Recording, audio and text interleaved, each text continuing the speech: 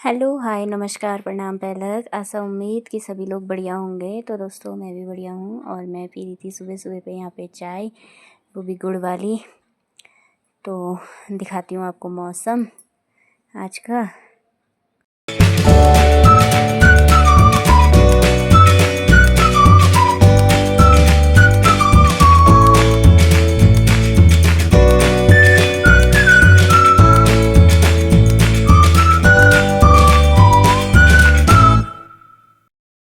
उसके बाद से मैंने थोड़ी देर करी अपनी बिटिया रानी के साथ मस्ती, छोटी वाली बिटिया रानी के साथ।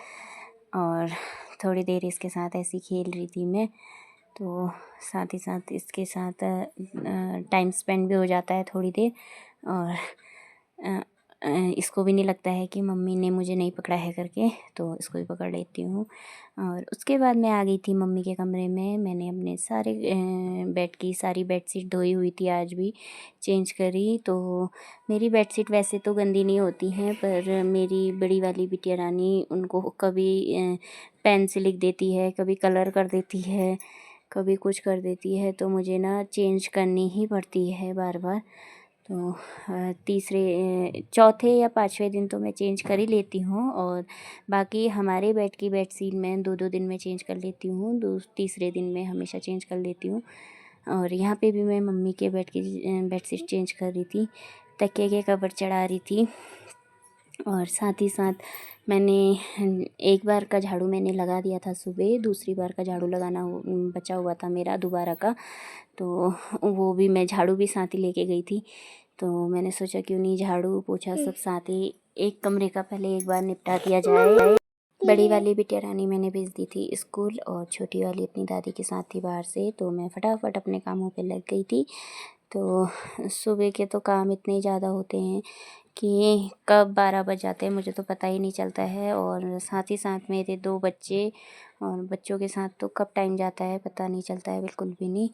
तो फिर मतलब ऐसा है ना कि आधा घंटा तो मुझे एक ही कमरे में लग जाता है, क्योंकि मेरे बच्चे जो हैं सुबह सब ऐसा फैलावा फैला देते हैं कि सारे काम करना मेरे लिए इतना वो हो जाता है, बहुत ज़्यादा मुश्किल।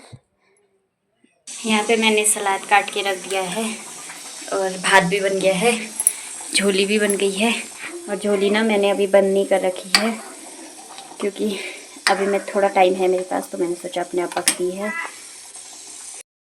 खाना पीना बनाने के बाद से मैं आ गई थी अपनी बिटिया रानी को स्कूल से लेने के लिए, क्योंकि टाइम भी हो ही गया था, तो उसको लेने के लिए आ गई थी।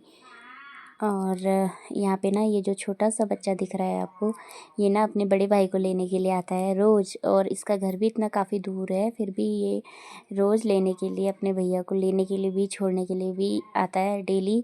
पता नहीं कैसे चल लेता है इतना, मुझे तो समझ नहीं आता है। और मेरी बच्ची तो बिल्कुल चलने के लिए बिल्कुल चलती ही नहीं है, थोड़ा भी नहीं चलती है। थोड़ा बहुत भी अगर इसको चलना हो ना, तो भी ये सीधे मम्मा गोदी ले जाओ करके ही लगी रहती है।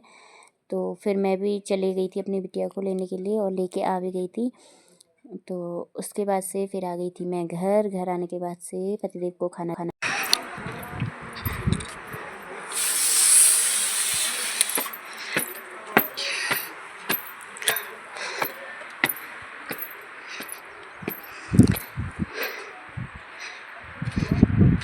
आज मेरे इतने सारे कपड़े धुले हैं दोस्तों, जितने दिख रहे हैं सब मेरे ही हैं।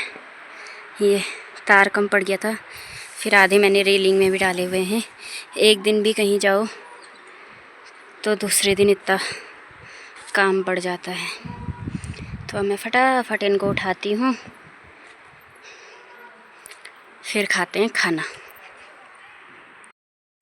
तो दोस्तों, मेरे साथ ना गर्मियों के टाइम पे एक चीज़ ऐसी होती है कि पता नहीं मुझे अपने आप से इतनी ज़्यादा नींद आने लग जाती है।